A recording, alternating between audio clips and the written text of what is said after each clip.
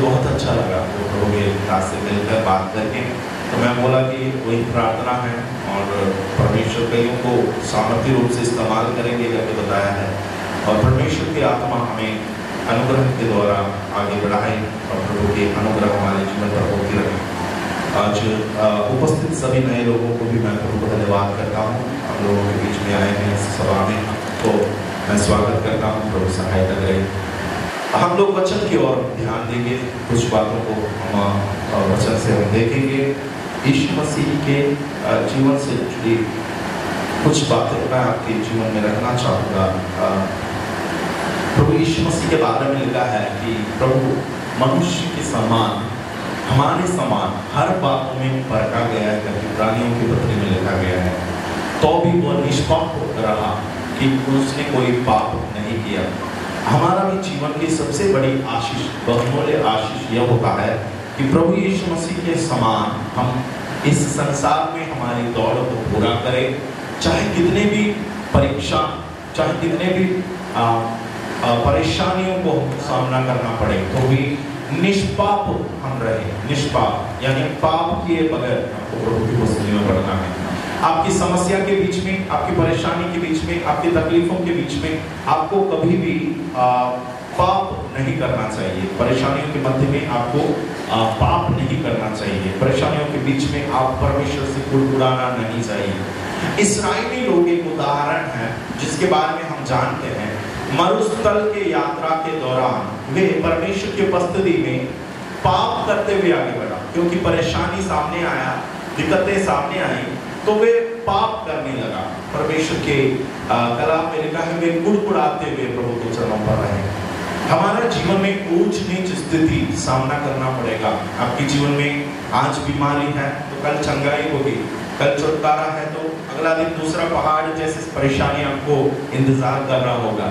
तो जब कभी समस्याओं को सामना करते हैं, याद रखना मेरे समान प्रभु यीशु मसीह ने जिया है। मेरे समान परेशानियों को और भी भक्त लोगों ने सामना किया है। अगर वे जयवंत हुआ है, अगर वे उसमें फलवंत निकला है, तो मेरा भी जीवन से परमेश्वर का एक योजना है। हालेलुया। और ये पहाड़ को मैं भी पार कर सकता हूँ। हालेलुया। बिना पाप के, निष्पाप रहते हुए। हमेशा ये बात याद रखना। आप बच्चे के लिए कुछ करने जाते हैं, आप अपनी पढ़ाई के लिए कुछ करने जाते हैं, आप अपने भविष्य के लिए कुछ करने जाते हैं, आप अपने परिवार को बनाने के लिए कुछ करने जाते हैं।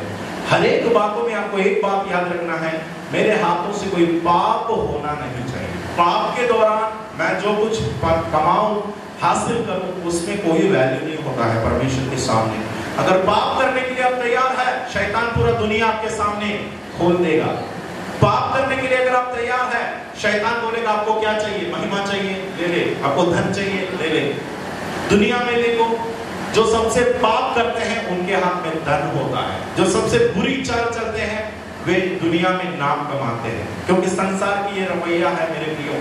मगर संसार से परमेश्वर ने हमें क्या किया, अलग किया। अब शैतान क्या चाहते हैं मालूम? मसीह लोगों को पाप करवाने के लिए भले धन दौलत भी देना पड़े तो भी वो तैयार है। पैसा भी आपके हाथ में कमा दो मगर आपको पाप करना चाहिए।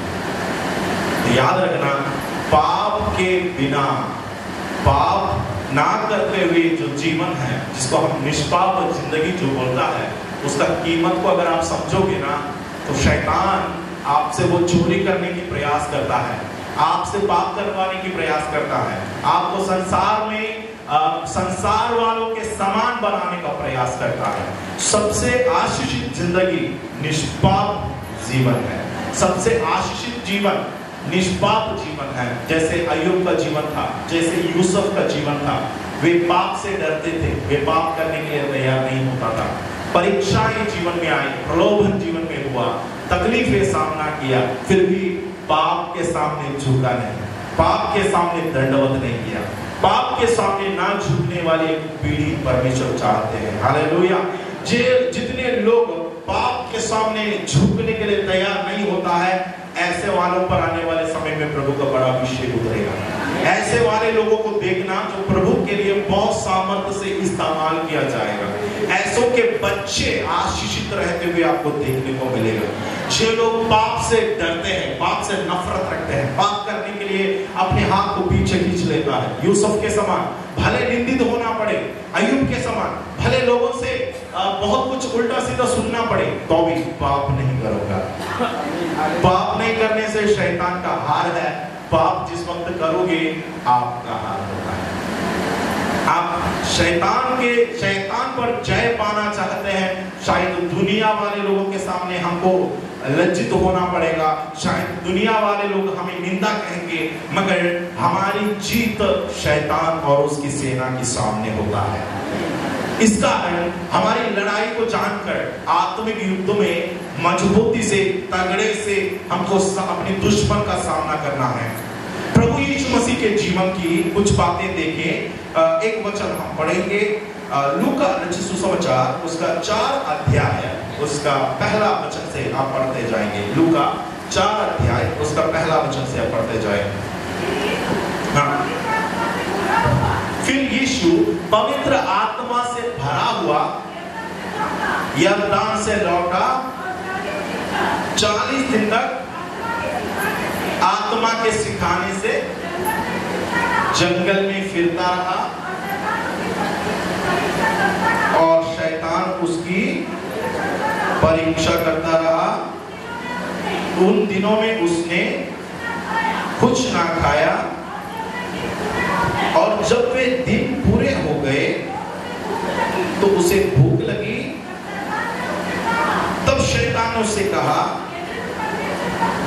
मुझे ये वचन चाहिए। तब शैतान ने उससे कहा, यदि तू परमेश्वर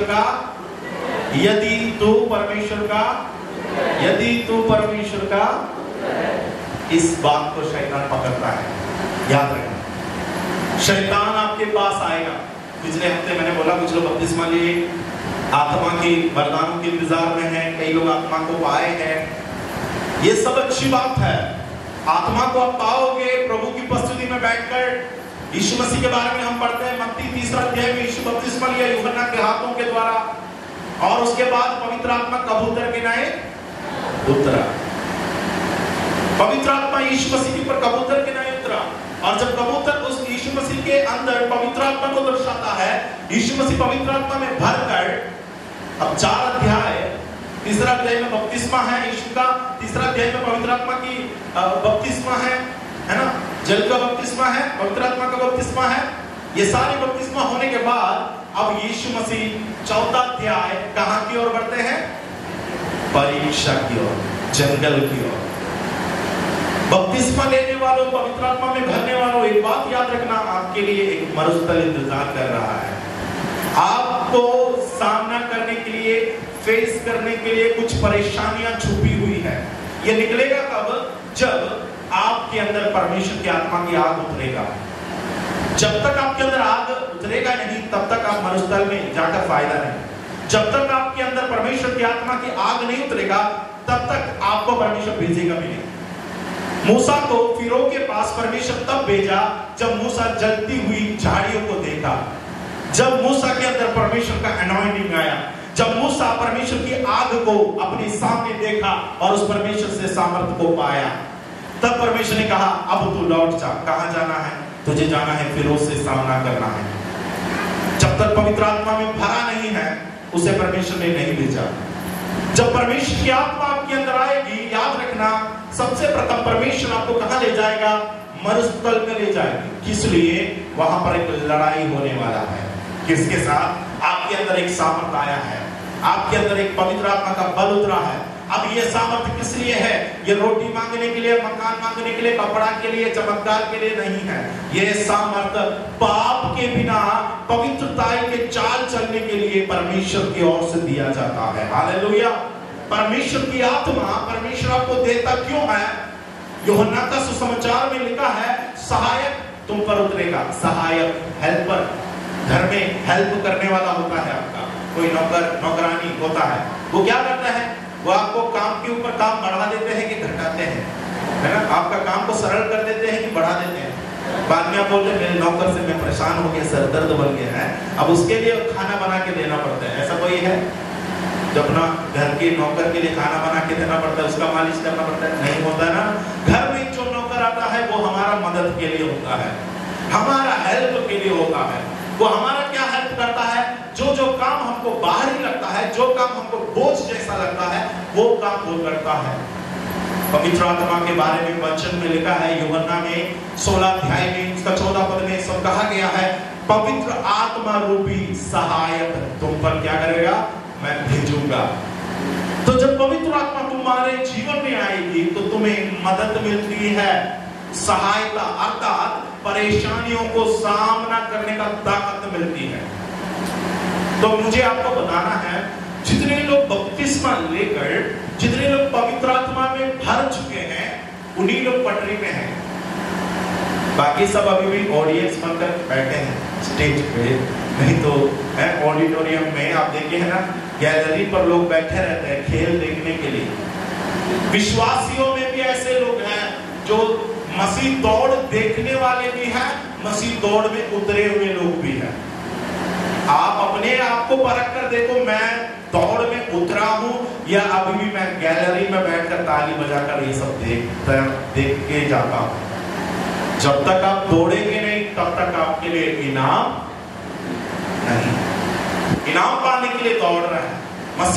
मसीह जिंदगी एक दौड़ है, बैठने का नहीं है।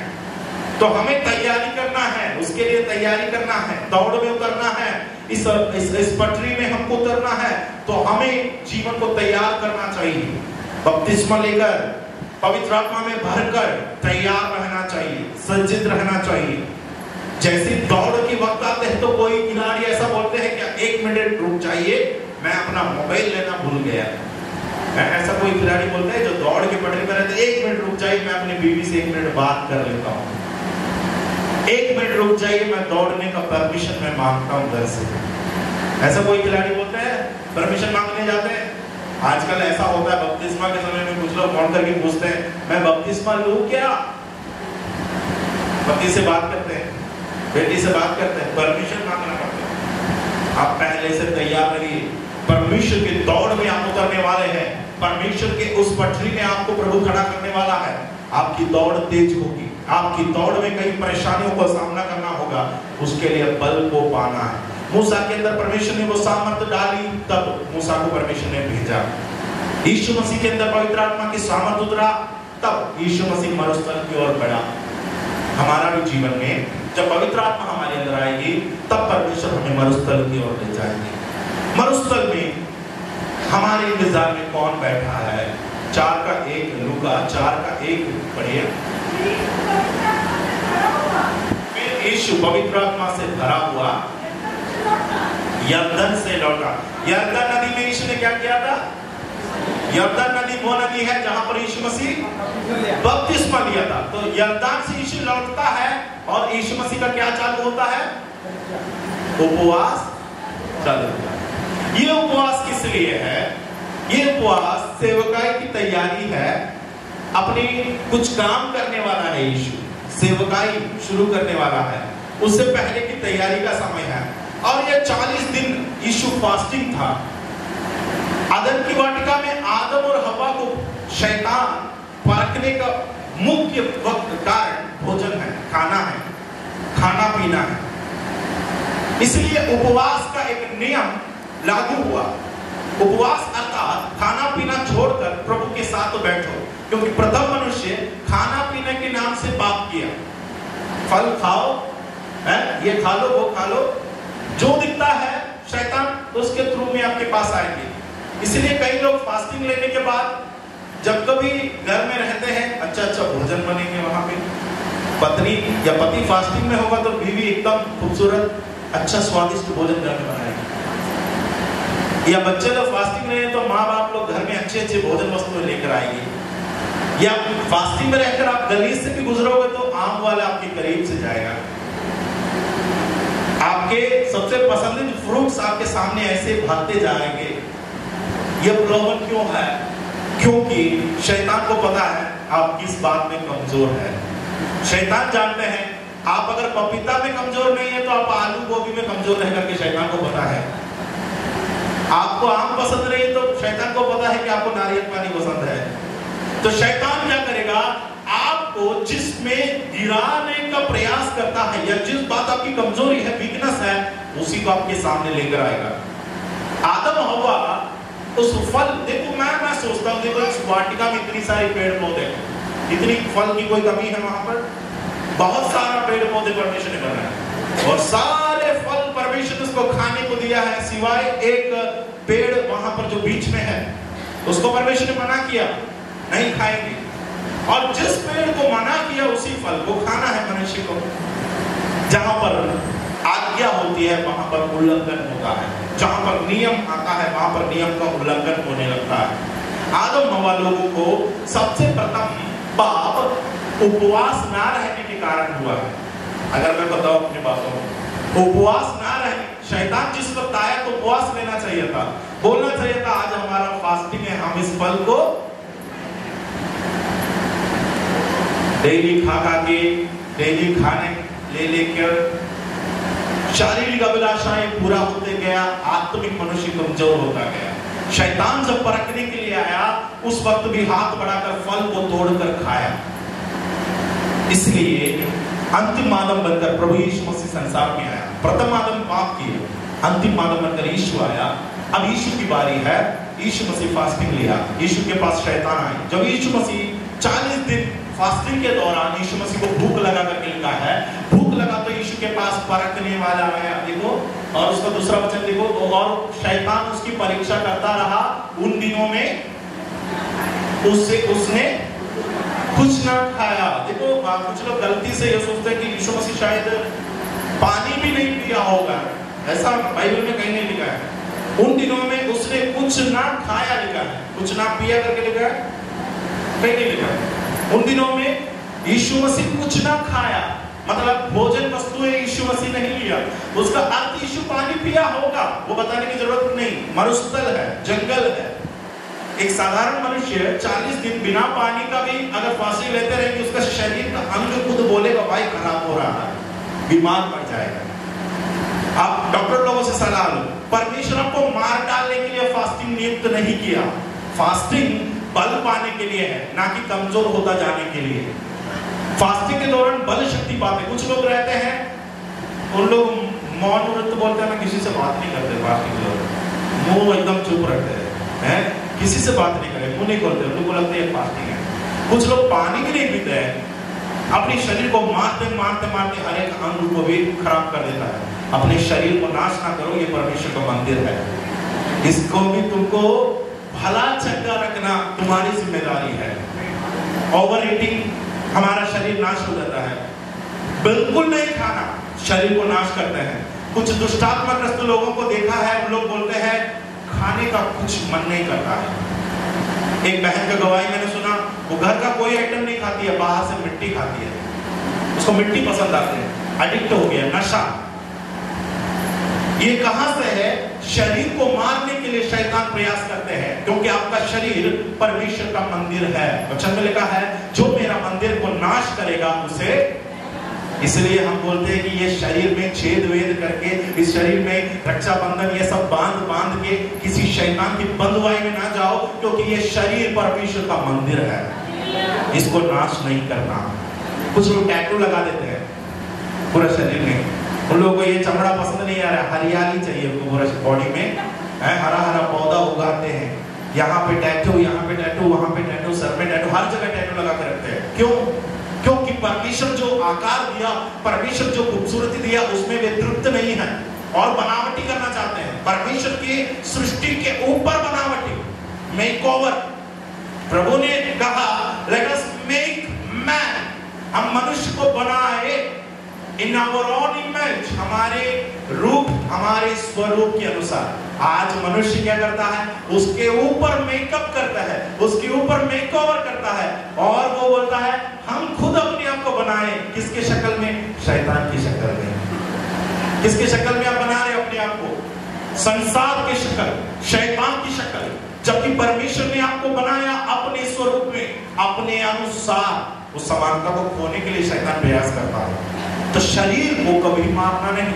गलती से भी मत सोचना यीशु मसीह भूखे और बिना पानी के किए रहा था, ऐसा नहीं, वचन में लिखा नहीं है, जो बात लिखा नहीं उसका व्याख्या नहीं करेंगे। बाइबल में लिखा है उसने कुछ ना खाया। खाना अलग होता है, पीना अलग होता है। यीशु मसीह कुछ ना खाया, और जब ये दिन पूरे हो गए तो उसे प्यास नहीं लगी। क्या लिखा है? भूख लगना अलग है, प्यास लगना। पानी अगर यीशु नहीं पिया रहता तो यीशु को क्या लगता? यीशु ने कहा ना क्रूस पर पड़े पड़े मैं प्यासा हूं। क्यों? क्योंकि यीशु मसीह को पानी नहीं दिया। 6 घंटे तक क्रूस पर लटका रहा यीशु मसीह को एक बूंद पानी नहीं पिलाया। इतना मारा, इतना खून बहा, एक बूंद पानी किसी ने नहीं पिलाया। वचन की पूर्ति होने के लिए सिरका, विनेगर, आप जानते हैं ना, जो आप सब्जियों में डालते हैं, अचार बनाते समय डालते हैं ना, जो खट्टा के लिए जो बचा, वो चीज को यीशु को पिलाया गया है। एसिड है वो, आपके मुंह में आप लेकर देखो उसका स्वाद कैसा होता है। वो विनेगर को यीशु मसीह को पिलाया गया है सैनिकों के द्वारा। वो भी जब यीशु ने कहा मैं प्यासा हूं, तो प्यास अलग है, भूख अलग है। यीशु मसीह को उन दिनों में भूख लगी, कारण यीशु कुछ नहीं खाया। कितना दिन तक? 40 दिन तक। 40 दिन तक यीशु मसीह कुछ नहीं खाया। तब देखो यीशु के पास एक जन आया। वो कौन है? तीसरा वचन, उसका तीसरा वचन पढ़िए। तब शैतान ने उसे कहा, शैतान का क्लोज, शैतान आपके सामने आपको फंसाने का तरीका यह है, यदि आप परमेश्वर का पुत्र है, शैतान आपके सामने आकर सवाल, संदेह का खड़ा कर देता है। संदेह, आपके मन में संकोच, संदेह पैदा करवाता है। यीशु मसीह परमेश्वर का पुत्र है करके बपतिस्मा लेते वक्त भी आकाशवाणी हुई है। आपको याद है जब यीशु बपतिस्मा लिया तब स्वर्ग से यह वाणी हुई, ये मेरा प्रिय पुत्र है। अब शैतान उसी सवाल को उठाते हैं, आपके सामने खड़ा करेगा, क्या आप सच में परमेश्वर का पुत्र है? क्या यदि आप परमेश्वर का बेटा है, बेटी है? यह सवाल आपके भी सामने शैतान लेकर आएगा। आपके जीवन की एक एक पल में याद रखना, क्या तू बपतिस्मा लेने के लायक है? सवाल आएगा। क्या तू प्रभु की बेटी बन सकती है? तेरा आदत ऐसा? शैतान क्या करता है, जहां पर परमेश्वर की वायदा हमें प्रभु ने वचन में दिया है, जो विश्वास करते हैं वो परमेश्वर का संतान है, मगर शैतान उल्टा सवाल हमारे सामने खड़ा करेगा। बोलेगा, क्या तू प्रभु की बेटी है, बेटा है? यदि तू, आदम हवा को परमेश्वर ने बोला यह फल को नहीं खाना। शैतान आकर क्या सवाल किया, क्या परमेश्वर ने सचमुच में ऐसा कहा है? कंफ्यूजन, कंफ्यूजन की आत्मा परमेश्वर की ओर से नहीं है। ध्यान से सुनो, कोई भी बात आप सुनते हैं, भविष्यवाणी हो, दर्शन हो, आप कंफ्यूज्ड है, आपको पता नहीं कि ये काला है कि ये पीला है, आप पूरा कंफ्यूज हो गया।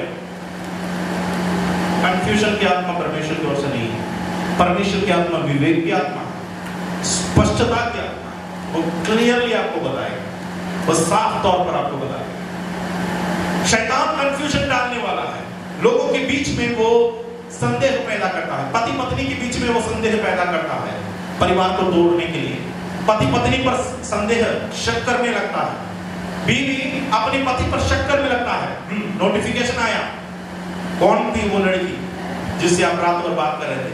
अरे वो बजाज के कस्टमर केयर की लड़की थी, वो लोन ले लो करके बोल के बात करते जा रही है। तो आदमी भी उससे बात कर रहे हैं, तो इनको लगा कि रात को कौन सी लड़की से चैट कर रहे हैं, रात को कौन सी लड़की से बात कर रहे हैं, वो कस्टमर केयर वाली लड़की है। संदेह पैदा कर दिया शैतान, आपके मन में शक पैदा कर दिया, आपके विचारों को शैतान हैंडल करने लगता है। इसलिए आपको पता है आप विश्वासी है, मगर एक बार एक सवाल करेंगे कि आप विश्वासी है, तो आपका हिम्मत, आपके अंदर जो निश्चय था वो सब यूं ही चले जाएगा। कितने लोगों को विश्वास है सच में मैं स्वर्ग राज्य में होऊंगा, मैं सच में स्वर्ग राज्य में मैं रहूंगा? विश्वास है? क्या सचमुच में आप स्वर्ग में होगा? अगर ऐसा सवाल किया जाए तो हमारा मन हमसे सवाल करने लगता है, क्या मैं योग्य हूं परमेश्वर के राज्य में मैं देखूंगा? क्या मैं परमेश्वर के राज्य में प्रवेश कर पाऊंगा? मेरे प्रियो, शैतान का ये कोशिश है। अब 3 परीक्षा वहां पर हुआ है। पहला रोटी के विषय में, खाने के विषय में, वहां पर भी शैतान क्या बोला, यदि तू परमेश्वर का पुत्र है तो इस पत्थर से कहे कि रोटी बन जाए। और उसका 5वां वचन पढ़ेंगे, तब शैतान उसे ले गया, हाँ, सारे राज्य दिखाया, उससे कहा ये सब अधिकार, इसका वैभव तुझे दूंगा, हाँ हाँ हाँ, यदि तू प्रणाम करे, देखो यदि तू ये करे तो ये सब कुछ तेरा हो जाए। अब 9वां वचन भी पढ़िए उसका। अगला देखो, तब उसने उसे यरूशलेम में ले जाकर मंदिर के कंगूरे पर खड़ा कर दिया और उसे कहा, फिर से यह सवाल, यदि तू, if you are the son of God, यदि तू परमेश्वर का पुत्र है, if you are the son of God, क्या आप परमेश्वर का बेटा है, क्या परमेश्वर का बेटी है? यह सवाल शैतान इस्तेमाल करते हैं, हर जगह में इस्तेमाल करेगा। बाइबल में लगातार आप पढ़िए, जहां पर भी यीशु के पास शैतान गया है, यह सवाल को उठाया है, यदि तू परमेश्वर का पुत्र है। इस समय यीशु का सेवकाई का आरंभ का समय था। अब यीशु का सेवकाई के अंत के समय के बारे में देखें, जब यीशु क्रूस पर था। मत्ती रचित सुसमाचार उसका 27 अध्याय की ओर आए, मत्ती 27 अध्याय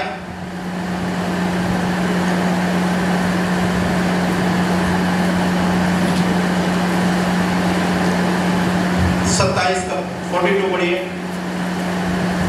मैथ्यू चैप्टर 27 वर्स 42। देखो, जब यीशु क्रूस पर पड़ा है तो शैतान का दूसरा तरीका देखिए यीशु को परखने का, लोगों के द्वारा यीशु मसीह को प्रलोभन देने लगा। कैसे? क्या कहा?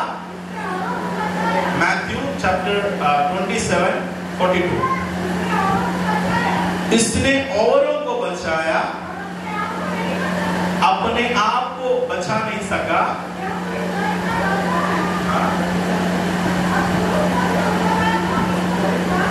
यदि तू क्रूस से नीचे उतर आएंगे तो हम तुझ पर विश्वास करेंगे। मैथ्यू 27 42।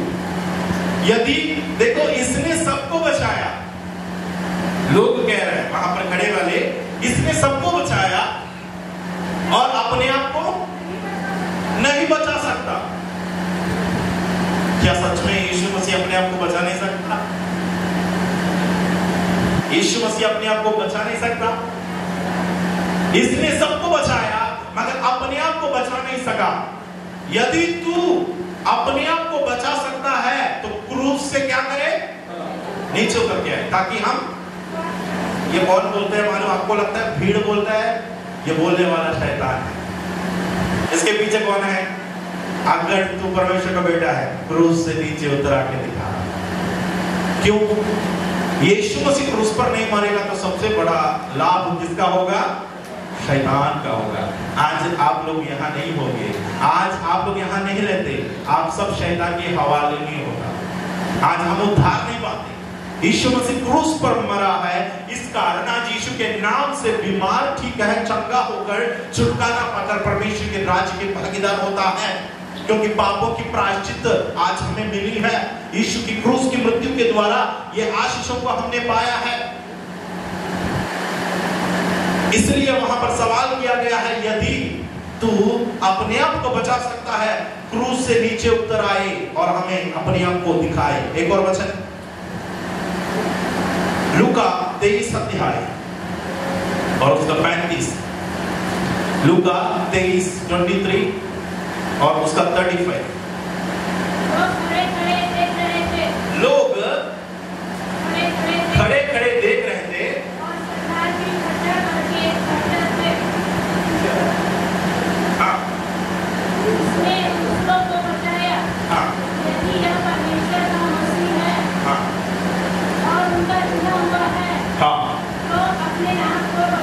वचन ध्यान से सुन लो।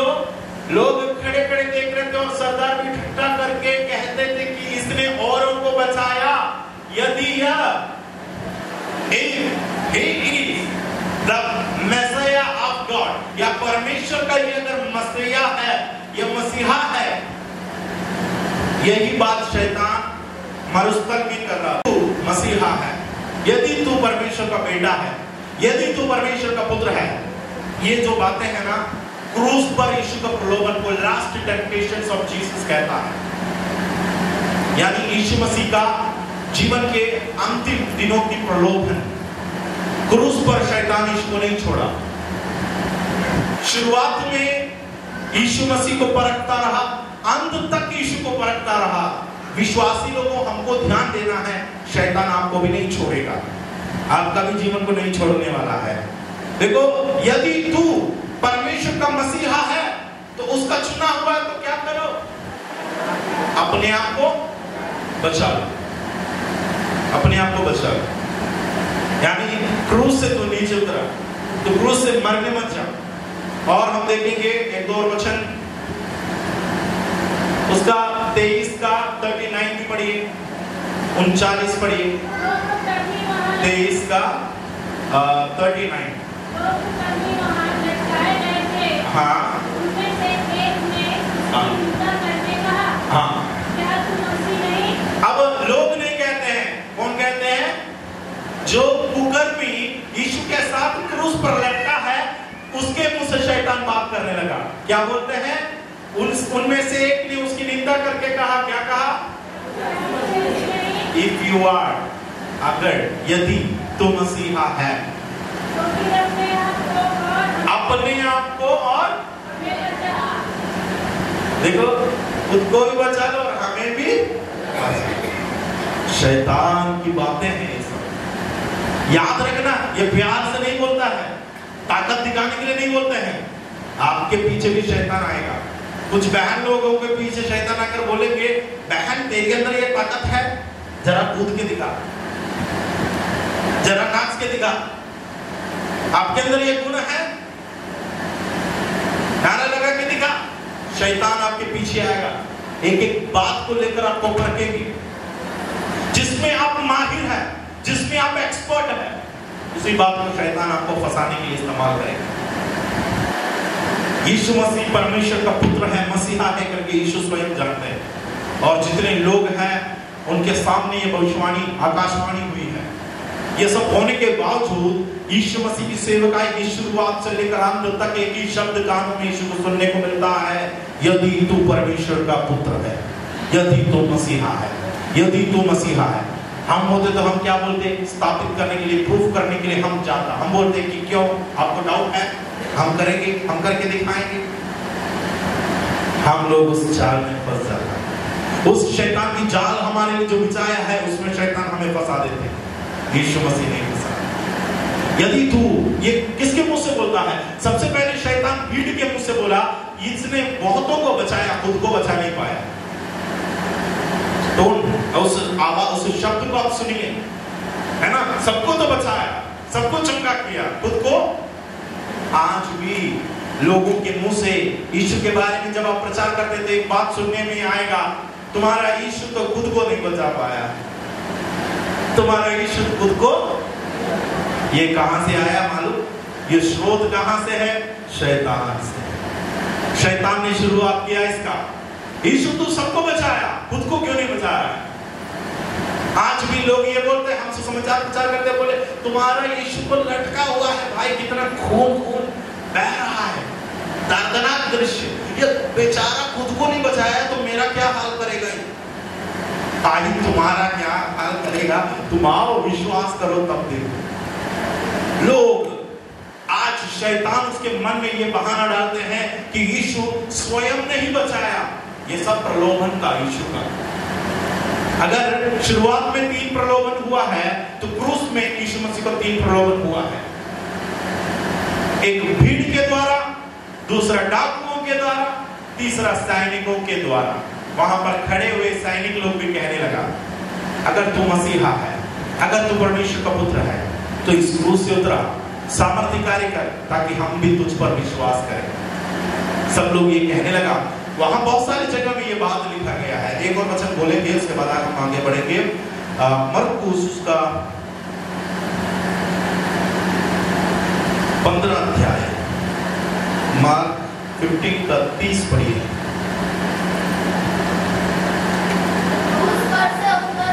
हाँ हाँ, देखो 15 का 30 क्या लिखा है? क्रूस से उतर कर अपने आप को बचा ले, इसी रीति से प्रधान याजक भी शास्त्रियों समेत आपस में डंडे से कहते थे।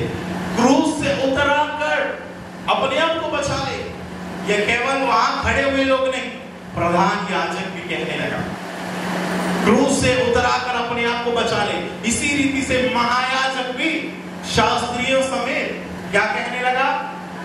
29 एक वचन पहले करिए, एक वचन पहले। और मार्ग में जाने वाले सिर हिला-हिलाकर, हाँ, और यहाँ कहकर उसकी निंदा करते थे। मार्ग में जाने वाले भी सिर हिला हिला कर ये कहते हैं, उसकी निंदा करते थे। मंदिर के ढाने वाले, हाँ 3 दिन में बनाने वाले, क्रूस पर से उतर कर अपने आप को। आप बाइबल में यीशु मसीह का अंतिम समय के बारे में पढ़ोगे, ये शब्द सबके मुंह से आपको सुनने को मिलेगा। रास्ते में जाने वाले से लेकर महायाजक तक वहां जो खड़े थे, यीशु मसीह से एक ही बात कहा, यदि तू मसीहा है, यदि तू परमेश्वर का पुत्र है, क्रूस से क्या करो? उतरा। शैतान ने क्या बोला? यदि तू परमेश्वर का पुत्र है तो ये गुम्मट के या जो मीनार के ऊपर से नीचे कूद के दिखा। यहाँ पर लोग क्या कहता है? यदि तू परमेश्वर का पुत्र है तो क्रूस से नीचे उतर गया। शैतान के प्रलोभन को नहीं जानकर उसी में नहीं फंसना। शैतान आपको फंसाएंगे, कई प्रकार की जाल शैतान आपके लिए फैलाएगा और उसमें जाकर नहीं गिरना। शैतान का जाल अलग अलग रहता है, वो जानता है कि आपको किस बात में फंसाना है। यीशु मसीह के पीछे इतने मजबूत, इतनी जोर जोर से प्रेशर डाला कि यदि तू परमेश्वर का पुत्र है, यदि मसीहा है, बचाओ, अपने आप को बचाओ। यूहन्ना 3:16 में क्या लिखा है? मानो परमेश्वर ने जगत में अपने पुत्र को इसलिए भेजा कि जो कोई इस पर विश्वास करता है वो उद्धार पाए, उसको वो बचाएगा। यीशु खुद बचाने के लिए नहीं आया, अपने आप को बचाने के लिए यीशु संसार में नहीं आया, और उनको बचाने के लिए आया है। यीशु मसीह का आगमन का उद्देश्य खुद को बचाना नहीं है। अगर खुद को बचाना है तो यीशु को आने की जरूरत नहीं पड़ता। यीशु आया किस लिए है? खुद को बचाने के लिए नहीं, और उनको बचाने के लिए, उसके लिए बदले में अपने जीवन देने के लिए आया है। अपना लक्ष्य, अपना उद्देश्य को कभी ना भूले। जब कभी शैतान आपके पीछे लगेगा, बोलेगा देखा अब तुम्हारा क्या हाल हो गया, प्रभु ने तो बोला तुम चंगे हो जाओगे, अब देखो बीमारी ज्यादा बढ़ गया। यूसुफ के पास शैतान कितनी बार बोला होगा, परमेश्वर ने तो दर्शन तुम्हें आसमान का दिखाया, अब तुम पड़े हैं गड्ढे में।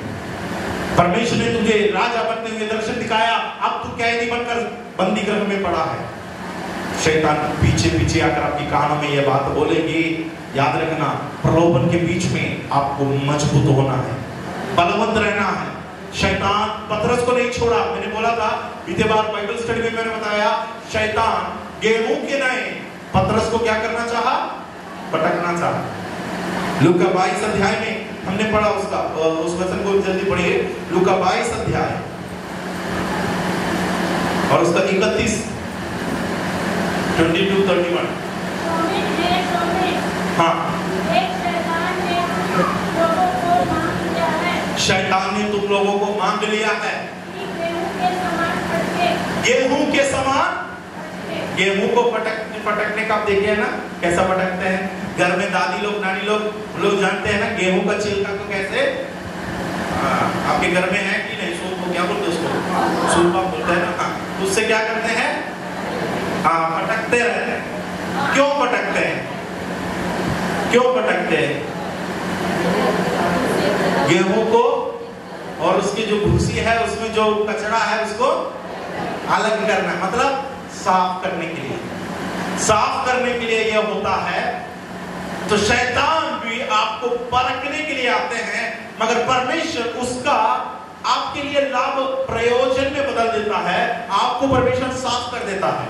प्रलोभन आने दो, उसमें कोई बुराई नहीं। याकूब की पत्री में लिखा है, धन्य वो मनुष्य है जो परीक्षा को सामना करता है। परीक्षा को सामना करना जरूरी है। बिना परीक्षा के बच्चे लोग पास नहीं होता है। बिना परीक्षा रहे तो बच्चा पहली कक्षा में तो वहीं बैठेंगे। बच्चे को परीक्षा पसंद नहीं है, मगर जब तक परीक्षा नहीं आएगी तो इनको नौकरी नहीं लगने वाला। वैसे हमारा जीवन में जब तक परीक्षा होगी नहीं तब तक बढ़ती नहीं होगा, आत्मिक उन्नति नहीं होगा। यह जानकर कि शैतान को परमेश्वर नहीं रोकता है। कई लोग बोलते हैं कि आदम हव्वा को क्यों होने दिया पाप, रोकना चाहिए था परमेश्वर, शैतान को वहां एंट्री क्यों होने दिया? अरे भाई, प्रभु सबको ये अवसर देगा। यीशु के पास भी जाने दिया, आदम हवालों के पास भी जाने दिया, आपके पास भी आएगा। अय्यूब के पास भी वो गया था। हर किसी को वो पकड़ता है, हर एक का जीवन को वो टटोल कर देखेगा। अम्मा जी लोगों से पूछो, जो गेहूं का दाना मजबूत है, वजनदार है, जितने भी हवा में उछाल दो उसी सुबह में आकर वो गिरेगा, वो बाहर नहीं निकलेगा, क्योंकि वो वजनदार है, मजबूत है, उसके अंदर कुछ है। हल्का फुल्का विश्वासी लोग हवा में उड़ जाएंगे, भूसी की नहीं। इसलिए भजनकार 1:4 में क्या लिखा है?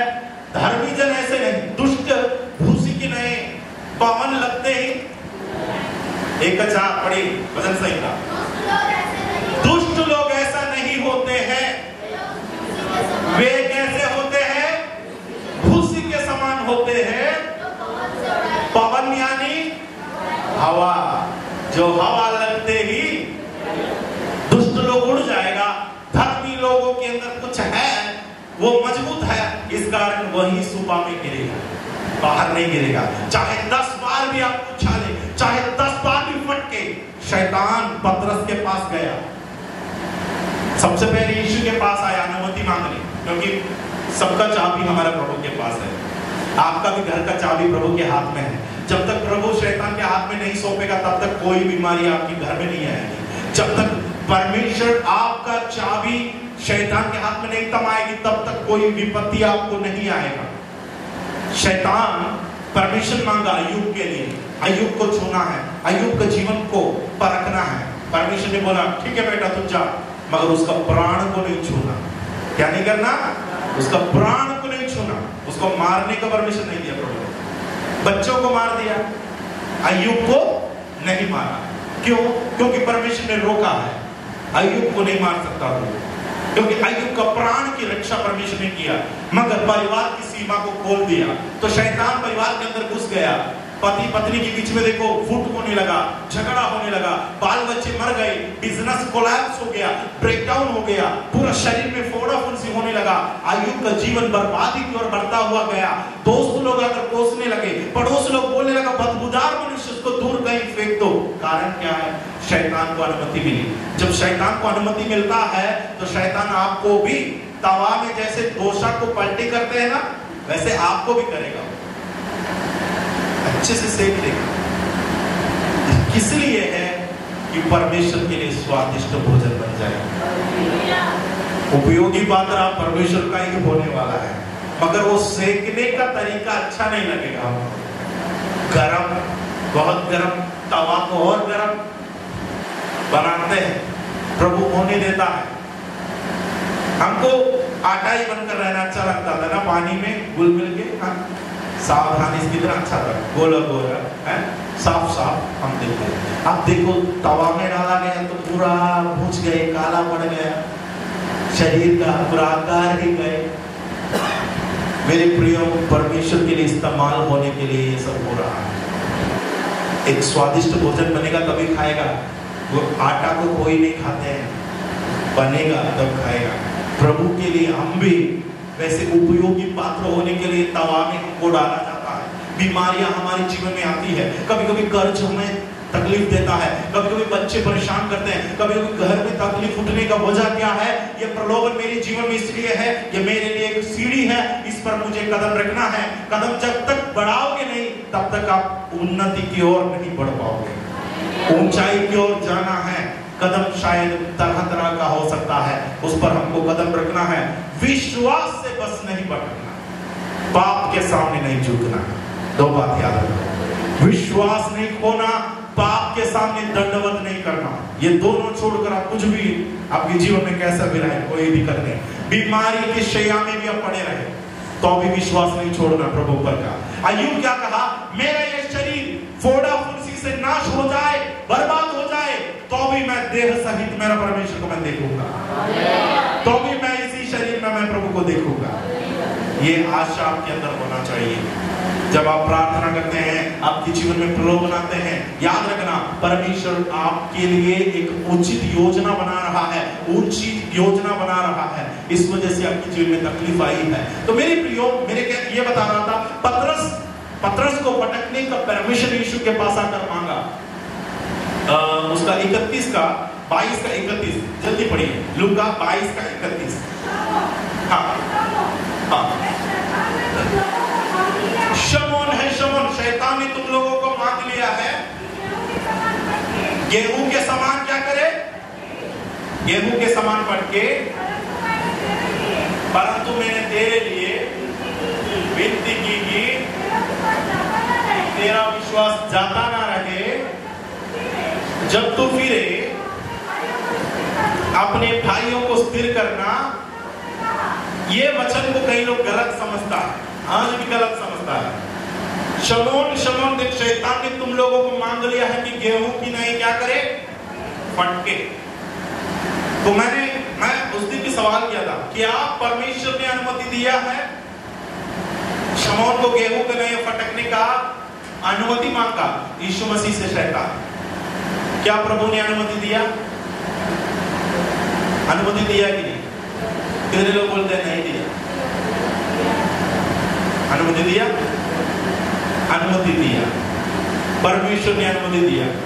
कई लोग सोचते हैं अनुमति नहीं दिया, प्रभु ने सोचा भाई इसका विश्वास कमजोर होता जाएगा इसलिए अनुमति नहीं दी। गलत। शैतान यीशु मसीह के पास जाकर मांगा, मुझे पतरस को फटकना है। यीशु मसीह ने बोला, पतरस भाई का चाबी कहां है, ले जा। और यीशु ने क्या किया मालूम? अपने कमरे में गया, गुप्त जगह में गया, घुटना टेका, प्रार्थना किया। फटकने का समय है वहां पर, यहाँ पर यीशु घुटना टेकर शमौन के लिए प्रार्थना किया। परमेश्वर उनका विश्वास कभी क्या ना हो, जाता ना रहे। वो फटकने के दौरान, वो परीक्षा से होकर गुजरने के दौरान उनका विश्वास कभी जाता ना रहे। वो प्रभु में ही, मतलब विश्वास में ही बने रहना है। शैतान मगर पतरस को फटका, कहां पर फटका मैं आपको बता दूं, आपको याद है? यीशु मसीह को पकड़ा गया, एक स्त्री पतरस के सामने आकर बोला तुम भी उसका चेला है। वो स्त्री आकर बोली तुम भी उसका चेला है। पतरस का जवाब, मैं उस मनुष्य को, वो कौन है भाई, मेरा तो दोस्त भी नहीं है, दूर की रिश्ता भी नहीं, मैं उसको। शैतान पटक दिया पतरस को। भाई देखो, पतरस को शैतान अपने सूबा में क्या किया, गेहूं के लिए पटका, मगर वो बाहर गया, मगर विश्वास जाता नहीं रहा। एक बार शैतान पटका, एक और बार पटका है, मैं नहीं बता रहा हूं, मगर इसके बाद उनको मन फिराव हुआ, यीशु की बातें वो याद किया, खूब रोया, कड़वोपन से रोया लिखा है, एकदम दिल की खेद से वो रोया कि मैंने प्रभु को पकड़वाया, मैंने प्रभु को इनकार किया। रो रोकर वो वहां पर अपने आंसू बहाया। उसके बाद देखो पतरस परमेश्वर की आत्मा का बल पाया, सामर्थ्य पाया। अभिषेक का दिन, पेंटिकोस्त का दिन आत्मा उन पर उतरा, हिम्मत आई। पहले एक नौकर, एक लेडीज के सामने हिम्मत से नहीं बोल पाए कि मैं भी यीशु का चेला हूं। आज 11 सहित खड़े होकर यहूदियों की बड़ी भीड़ के सामने पतरस कहता है, तुमने यीशु को क्रूस पर चढ़ाया, हम उसकी गवाह है, तुमने यीशु को क्रूस पर चढ़ाया। आज मैं कहता हूं उसी यीशु में उद्धार है, आसमान के नीचे मनुष्यों के बीच में मनुष्य को उद्धार पाने के लिए सिर्फ एक ही नाम, यीशु नाम है। यह प्रचार किसने किया? यह प्रचार पतरस ने किया। यह हिम्मत कहां से आया? वचन में क्या लिखा है मालूम? परंतु मैंने तेरे लिए विनती की कि तेरा विश्वास क्या करे, जाता ना रहे। जब तू फिरे, मतलब एक बार तू वापस, तू छोड़ देगा मुझे, मगर एक दिन तू फिरेगा, जब तू फिरे तो अपने भाइयों को तू क्या करेगा? स्थिर करेगा। मतलब पतरस के बारे में यीशु जानता है, शैतान तुझे फटकेगा तो तू बाहर जाएगा, सुपा के बाहर तू गिरेगा, फिर भी कोई बात नहीं, तू एक दिन वापस फिरोगे। तो फिर कराओगे तो तू अपने भाइयों को तू क्या करेगा? आज पतरस को देखो 11 के साथ खड़े हैं, एक प्रचार में 3000 लोग बपतिस्मा लिया। पतरस की परछाई से बीमार ठीक होने लगा। पतरस उठा रहा है लंगड़े को, जो जन्म से लंगड़े है उसको बोलता है सोना चांदी हमारे हाथ में नहीं है, हमारे पास सिर्फ यीशु का नाम है। उस यीशु के नाम से। ये हिम्मत कहां से आया? पवित्र आत्मा से भरा था। अभी जंगल में गया, मरुस्थल में गया, शैतान का सामना हुआ, शैतान पर जयवंत हुआ। जब वो पवित्र आत्मा में नहीं भरा था तो एक स्त्री के सामने खड़ा नहीं रह पाया। अब आपको पता चला पवित्र आत्मा में भरने का उद्देश्य क्या है। बिना पवित्र आत्मा में भरे परमेश्वर आपको जंगल में लेकर नहीं जाएगा। मूसा को परमेश्वर की आग दिखाने के बाद फिरौन के सामने भेजा है, तो आपका जीवन में भी परेशानियों को प्रभु तब होने देगा, शैतान को तब आने देगा जब आप पवित्र आत्मा में मजबूत होकर उसका सामना करने पाओगे। मेरे प्रियो, हमारा विश्वासी जीवन एक मामूली सी जीवन नहीं है, छोटे सी जीवन नहीं है। समझकर हमारा जीवन को आगे बढ़ाए।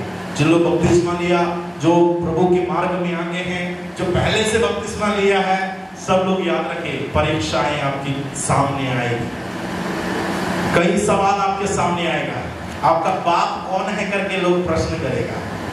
यीशु मसीह से यही प्रश्न किया गया, तुम उसकी बेटा है, तुम उसकी बेटा है, सबूत दिखा, प्रूव करने मत जाना, लोगों के हर सवाल को जवाब देने मत जाना, सूरों के सामने मोती को, बहुमूल्य मोतियों को नहीं डालना। जहां पर चुप रहना है वहां चुप रहना है, जहां पर बात करना है वहां बात करना है। यीशु मसीह को देखो कितने संयम के साथ रहा। लोग जब गाली बका, बदले में गाली नहीं दिया, लिखा है। जब लोग प्रश्न पूछा तो यीशु ने जवाब दिया, मगर जब लोग यीशु को परखने के लिए आया, हर बात का जवाब यीशु ने नहीं दिया। विश्वासी लोगों को प्रलोभन, परीक्षाओं के बीच में सावधान रहने की आवश्यकता है। तो प्रभु इन वचनों के द्वारा आपके जीवन को आशीष करें, सहायता करें। संडे क्लास के बच्चे लोग सबसे पहले खड़े होकर दवाई देंगे, उसके बाद